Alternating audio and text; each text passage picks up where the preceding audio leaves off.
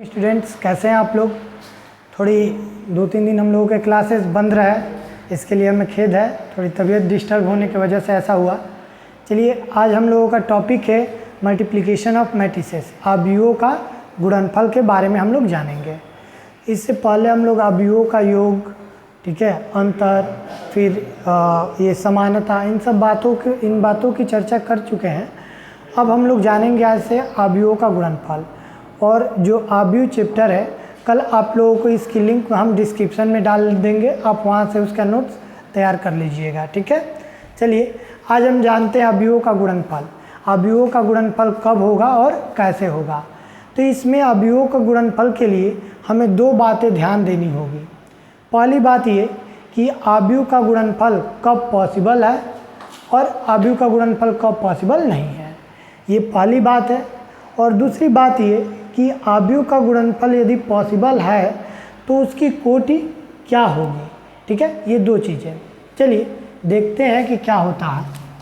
हमने बात किया अवयवों का गुणनफल, तो हमने ले लिया कोई एक अवयव a=aij m/n का कोई एक अवयव ले लिया, यानी कि एक ऐसा अवयव है जिसमें m जो है उसकी पंक्तियों की संख्या और n स्तंभों की संख्या है, ठीक है, यानी कि कोटि है। और मैंने एक अवयव b ले लिया, ठीक है, यानी कि bij, ठीक है, जिसकी जो कोटि है n/p का, ठीक है। एक अवयव b ले लिया जिसमें पंक्तियों की संख्या n और स्तंभों की संख्या p है, ठीक है। तो इन दोनों अवयव का गुणनफल करना होगा। तो पहले मैंने बोला कि 2 बातें ध्यान देनी होगी। पहली बात इस पे कि संभव है कि नहीं है गुणनफल। तो गुणनफल संभव होने के लिए पहले हम चेक कर लेते हैं कि a में अवयव a में स्तंभों की संख्या,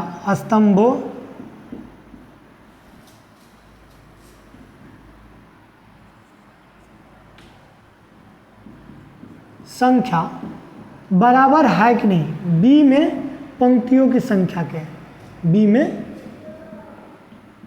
पंक्तियों की संख्या, ठीक है। तो पहला कंडीशन ये बन जाता है, ये चेक करना पड़ता है कि a में स्तंभों की संख्या b के पंक्तियों की संख्या के बराबर है कि नहीं। तो देखते हैं a में स्तंभों की संख्या n है और b में पंक्तियों की संख्या भी n है, तो दोनों आ गया n, यानी कि जो AB होगा हमें स्टेप ये 1 था, ठीक है, स्टेप 2 में, ठीक है, स्टेप 2 में हमें ये बताना होगा कि जो AB अगर संभव है तो AB की कोटि क्या होगी, उसके अवयव क्या होंगे, ठीक है। तो AB की कोटि अगर बतानी होगी तो स्टेप 2 में हम क्या कर लेते हैं कि AB की कोटि यानी कि ऑर्डर बराबर हो जाता है A के पंक्तियों की संख्या, ठीक है, इंटू B के स्तंभों की संख्या, ठीक है। इट मीन्स देखिए इस aij में पंक्तियों की संख्या m है, तो AB के जो प्रोडक्ट लिख लेगा A और B का जो प्रोडक्ट, जो गुणनफल मिलेगा, उस AB में जो पंक्तियों की संख्या होगी वो A के और स्तंभों की संख्या जो होगी वो B में स्तंभों की संख्या के बराबर होगी, ठीक ना। तो इसकी जो कोटि होगी वो m/n की, ठीक है। तो मेनली हमें यही 2 बातें ध्यान में देनी है, ठीक है। क्या ध्यान में देनी है कि पहले वो संभव है कि नहीं, और दूसरा संभव है तो उसकी कोटि क्या होगी। तो संभव होने के लिए a में स्तंभों की संख्या पंक्तियों की संख्या के बराबर हो जाए, और कोटि की जब बात करें तो कोटि लिखते समय हम a के पंक्तियों की संख्या ले लेते हैं और b के स्तंभों की संख्या, ठीक है। तो इस तरीके से हम उनका क्या करते हैं, जो कोटि हमें जो प्रोडक्ट मिलता है, जो गुणनफल मिलता है, उसकी कोटि लिख लेते हैं। अब वो अवयव कैसे निकलते हैं, तो उन पंक्तियों और उन एक के पंक्तियों और स्तंभों के जो अवयव है उनके संगत अवयवों के गुणनफल का योग से जो प्राप्त होगा वही क्या होंगे, वो ए बी के अवयव होंगे। चलिए इसको थोड़ा सा एग्जाम्पल के तौर पे समझते हैं, आसानी से समझ में आ जाए।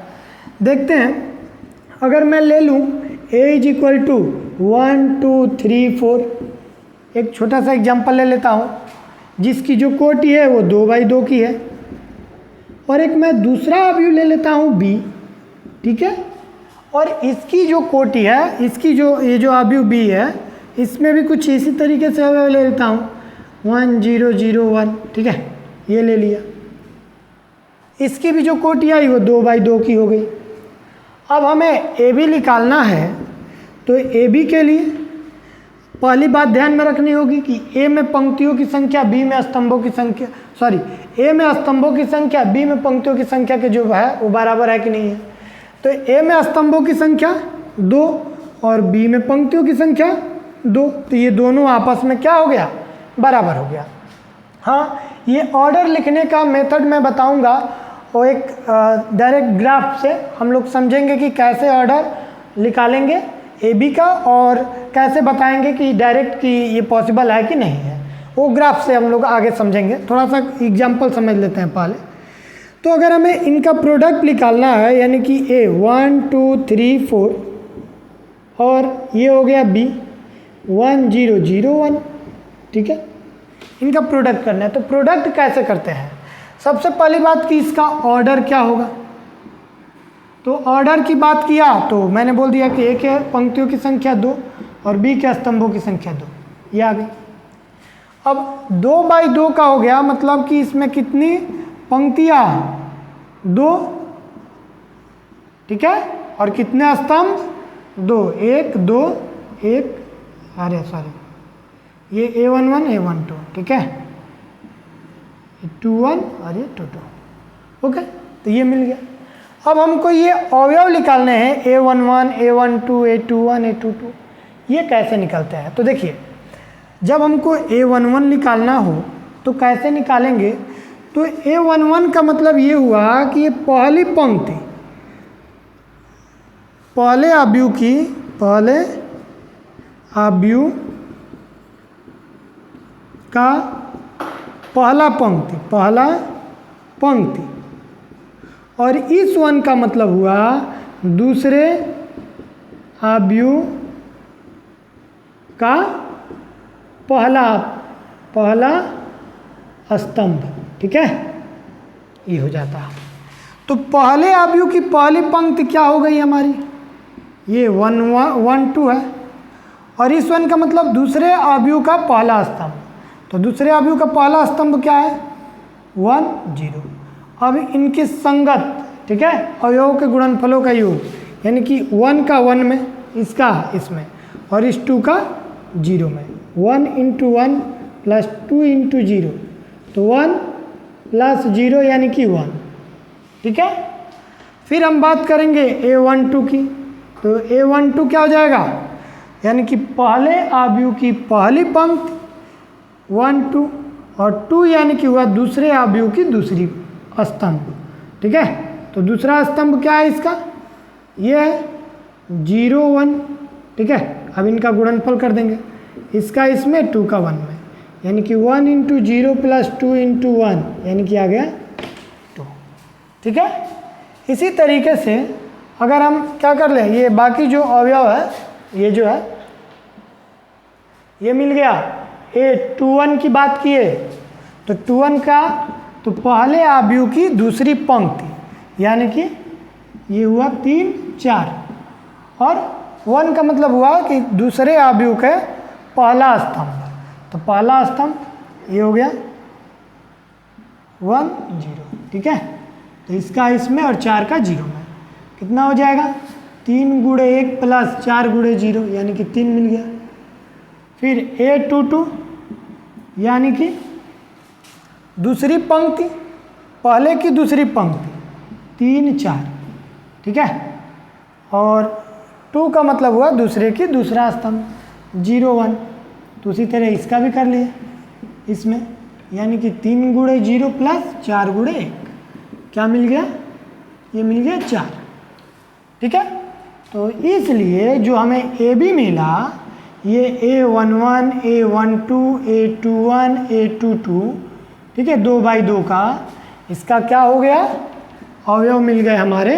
कौन कौन से, A11 की वैल्यू 2, फिर 1 मिला है ना, A11 की वैल्यू 1, A12 की वैल्यू 2 और 21 की वैल्यू 3 और ये हो गया 4, ये 2/2 का।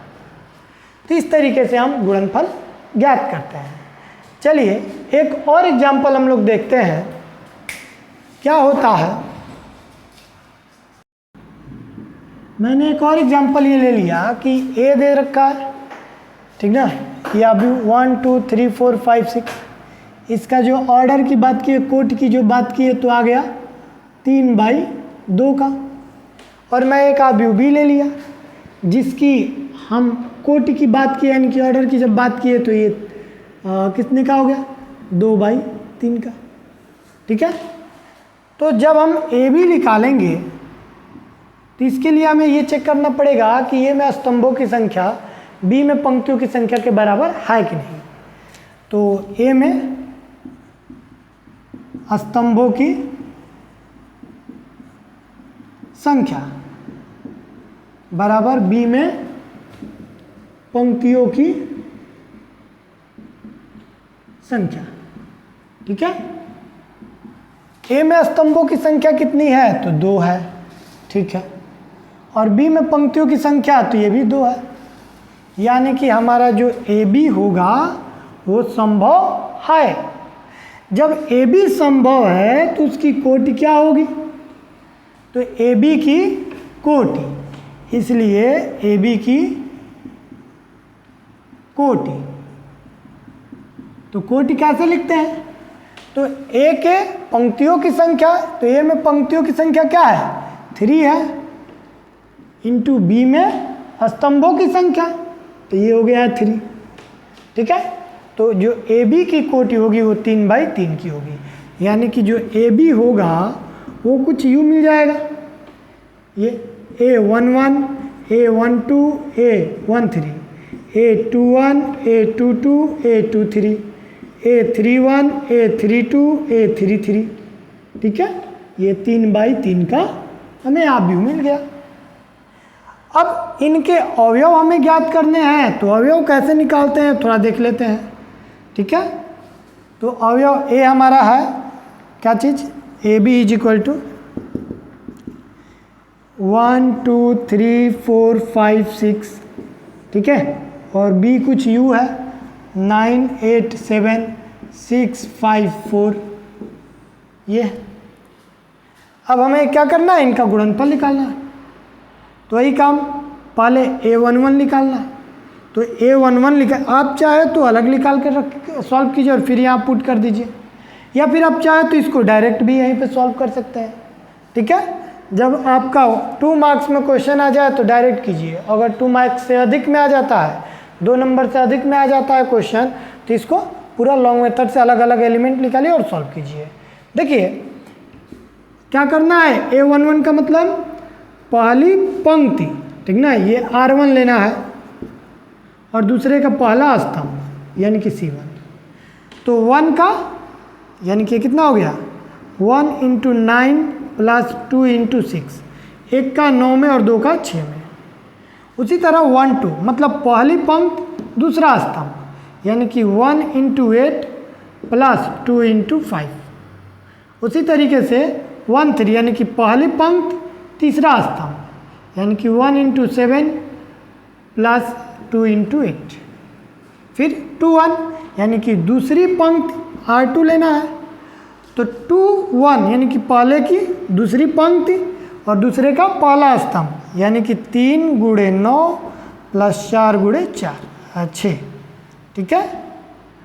इसके बाद ये 3 × ये 8, ये A22 का मतलब दूसरी पंक्ति दूसरे का दूसरा कॉलम यानी कि 3 × 8 + 4 × 5, ठीक है।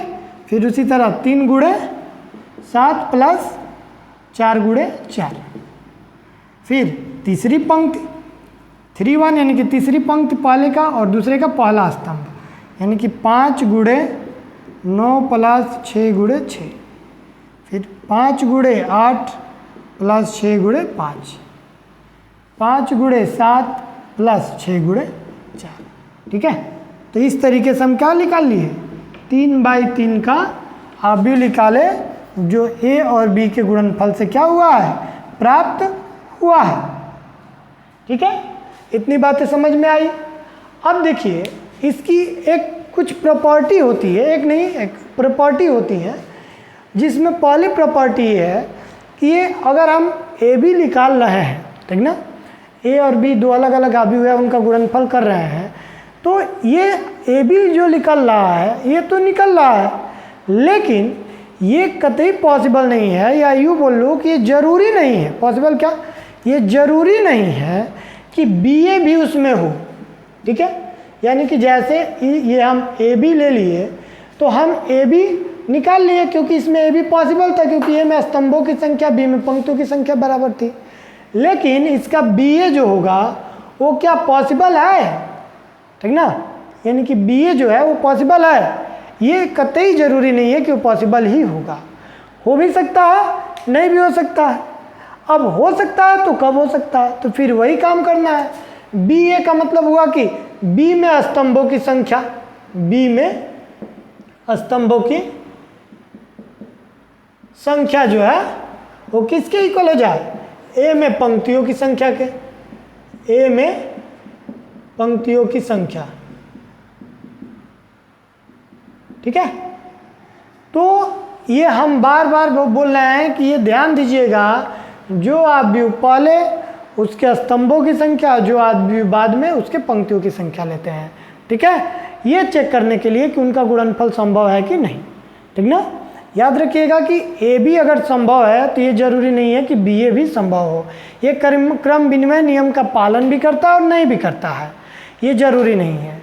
ठीक है, अब एक और बात आती है कि ऐसे तो हमने कर लिया लॉन्ग मेथड से, अगर इसको डायरेक्ट हमें बताना हो कि कब पॉसिबल है कब नहीं पॉसिबल है, कि दो अवयव दे दिए हो और वो पॉसिबल है कि नहीं। ठीक ना, जैसे मैं कोई एक अवयव ले लेता हूँ ए इज इक्वल टू ए आई जे, ठीक ना, 2/3 का, और एक अवयव बी ले लेता हूँ बी आई जे, ठीक है, 3/4 का, और बोल दे कि इसका ये ए बी और बी ए संभव है, और अगर संभव है तो उनकी कोटि क्या होगी। तो आप क्या कीजिए कि इनके ऑर्डर को लीजिएगा, 2/3 और ये 3/4, ठीक ना।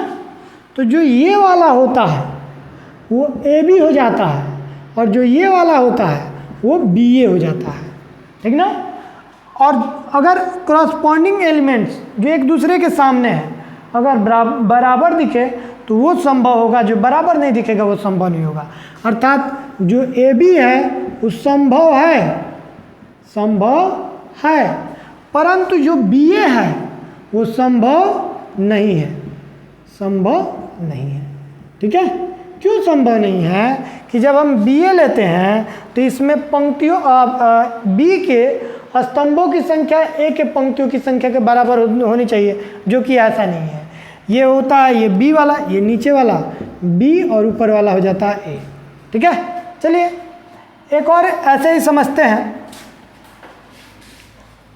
देखते हैं यहाँ पे एग्जाम्पल में ऐसे कि मैं एक अवयव ए ले लिया ए आई जे, ठीक है, जिसकी कोटि 2/2 की हो गई, और एक मैंने ले लिया बी आई जे जिसकी कोटि 2/3 की हो गई। तो सबसे पहले मैं ए लिखा, ए की कोटि, तो ए की कोटि क्या होगी, ऑर्डर ऑफ ए, और ये ऑर्डर ऑफ बी। ए की कोटि 2/2 की, बी की कोटि 2/3 की, तो ये वाला पोर्शन ए बी और ये वाला पोर्शन बी ए, तो ए बी वाला दोनों बराबर है, तो ये संभव है, पॉसिबल है, जबकि बी ए जो है वो बराबर क्या है, नहीं है, तो ये संभव नहीं है, ठीक है। तो इस तरीके से हम उसको बता सकते हैं कि कौन से जो अवयव होंगे, किन अवयवों का गुणनफल संभव है और किन अवयवों का गुणनफल संभव नहीं है, ठीक है। एक और बात इसमें नोट नंबर 3 होता है कि अगर दो आव्यूह एक ही ऑर्डर के हो जाए और उसमें भी वर्ग आव्यूह हो तो उनका ए बी और बी ए दोनों संभव होगा।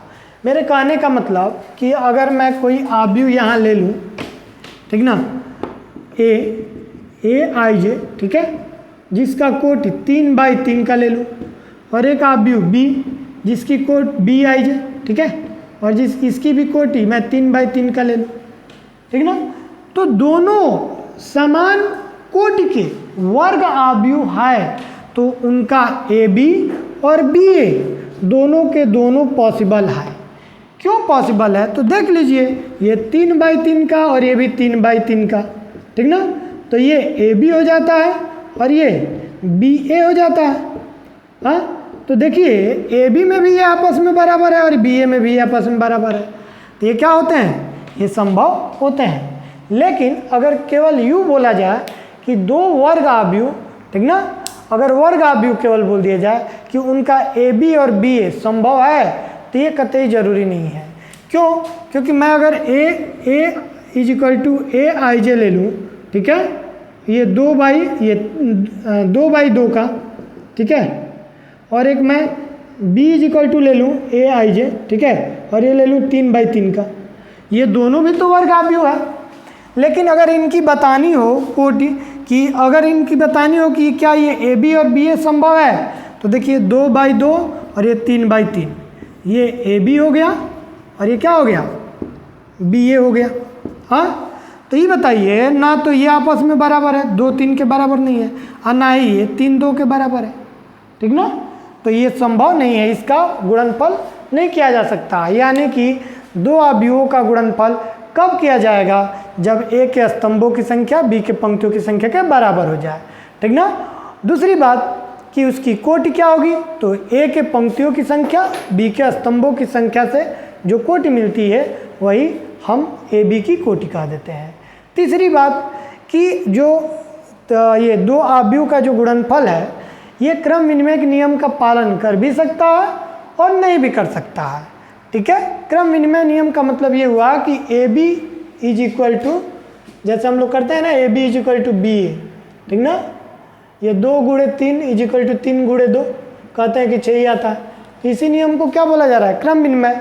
तो आव्यूह में ये जरूरी नहीं है कि ये संभव हो, ए बी बी ए के बराबर, ए बी और बी ए के बराबर नहीं होता है, पहली बात। और दूसरी बात कि अगर ए बी संभव है तो ये जरूरी नहीं है कि बी ए भी संभव होगा, ठीक है। और इसके बाद मैं आपको ये ग्राफ बता दिया, ठीक है। तो इस पे आप लोग क्वेश्चन प्रैक्टिस कीजिए और इसमें जो प्रॉब्लम हो कमेंट कीजिए, आपको एक्सप्लेन किया जाएगा। Thank you.